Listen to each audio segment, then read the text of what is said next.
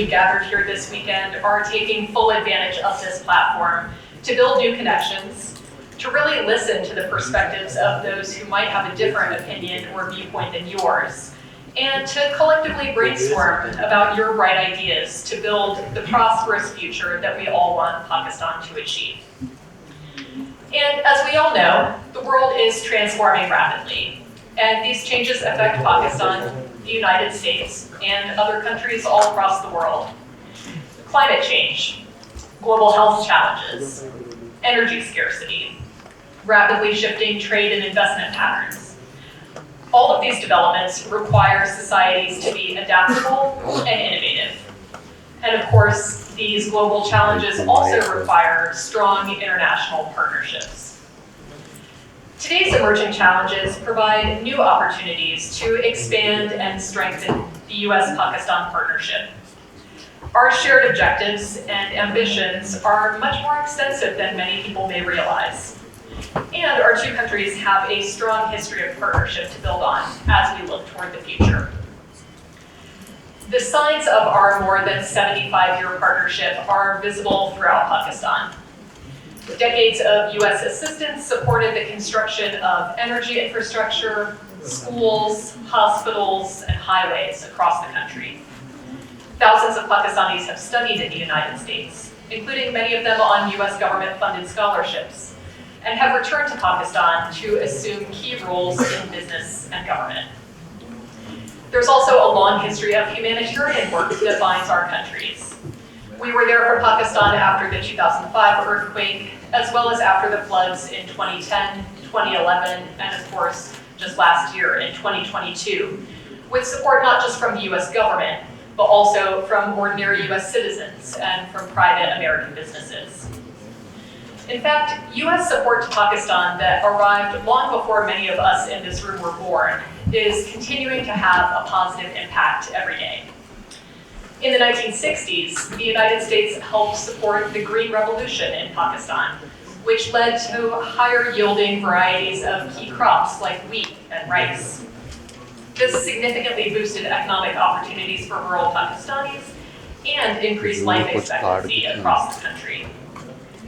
The United States also invested in Pakistan's electrification more than 50 years ago, constructing dams and hydropower plants that continue to provide reliable, efficient, and clean energy today. These projects dramatically increase the nation's electricity capacity, and today they power the homes of more than 50 million people in Pakistan. These dams also help to prevent catastrophic water shortages, mitigate the effects of flooding, and expand agricultural productivity.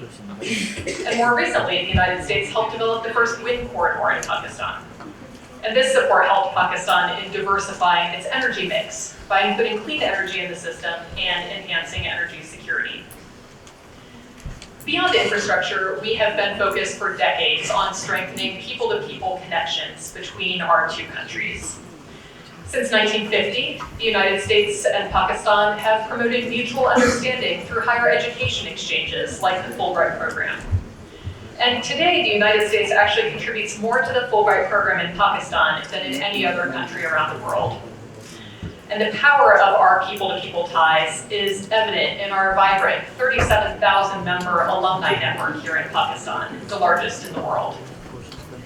And since we have so many students here today, I do want to remind you that there are opportunities for you within our people-to-people relationships. Some of you might be interested in participating in our Global UGrad program, a semester-long exchange program for undergraduate students.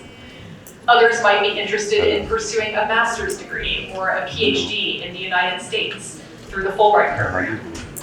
These programs and a wide range of other exchanges are fully funded, and you can find out more information about them on the U.S. Embassy's website and on our social media platforms. So as you think to your future and the next steps that you want to achieve, do think about how these programs might help you reach your goals.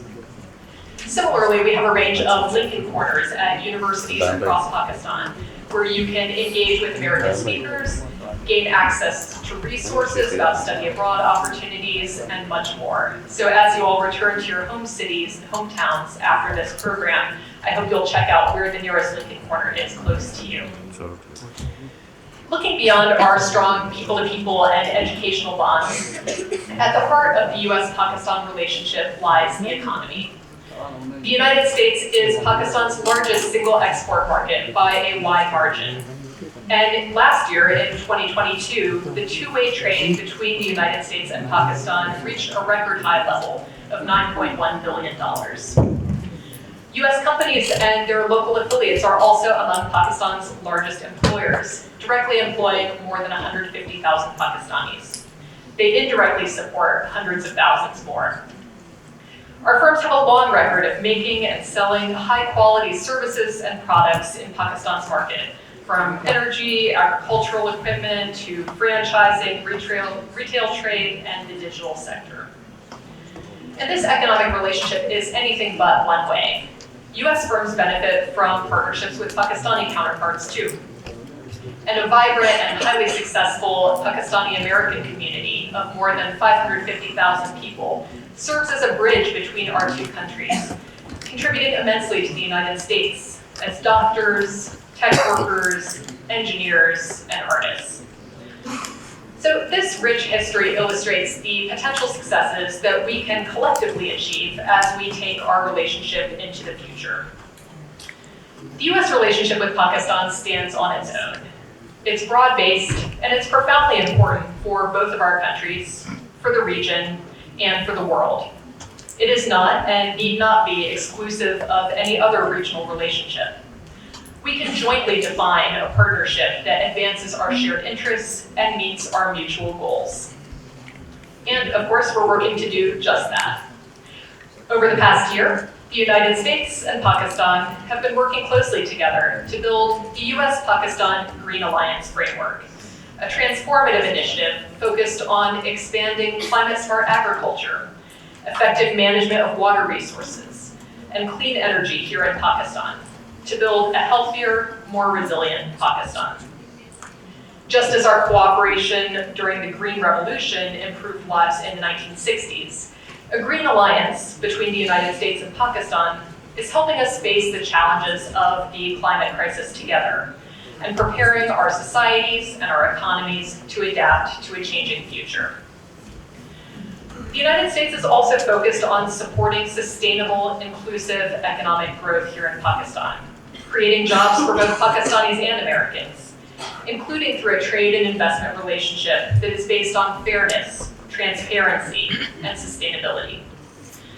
Pakistan must, of course, also unleash the potential of its talented and entrepreneurial young people, especially women, who are its greatest untapped resource.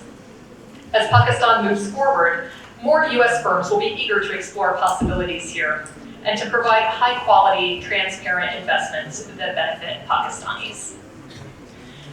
Of course, there is also the key issue of preserving and strengthening freedom and democracy.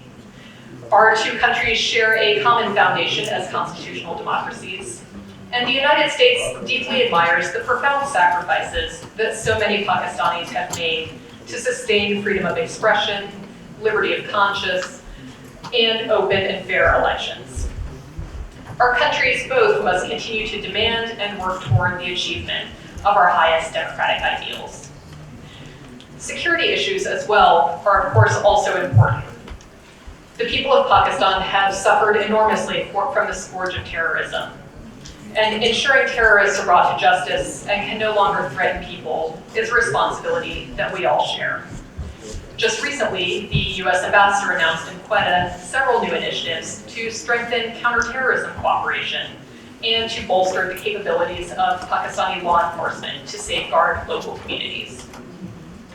So in closing, whether we are talking about economic growth and jobs, addressing climate change, educational partnerships, strengthening a democratic, inclusive society, security, or more, one thing is clear. As two of the 5 largest countries in the world, and given our long history of cooperation and shared ambitions, a strong and broad US-Pakistan relationship is more valuable than ever. So throughout the remainder of your time at this conference and beyond, I hope that all of you will think about how, in each of your respective fields of study, you can help to build additional bridges between our two countries as you become Pakistan's next generation of leaders. Thank you very much.